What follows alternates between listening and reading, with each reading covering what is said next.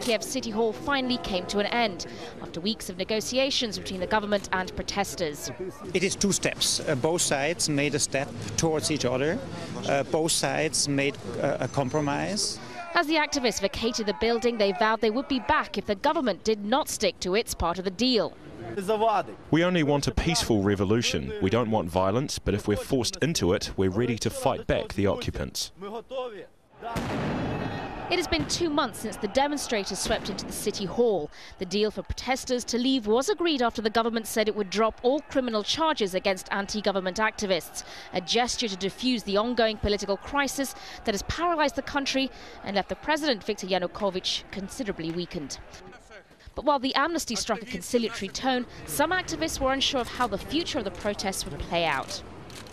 It's hard to consider this a victory or a defeat. But for the lives of those wrongly arrested, innocent perhaps, the protest is worth it.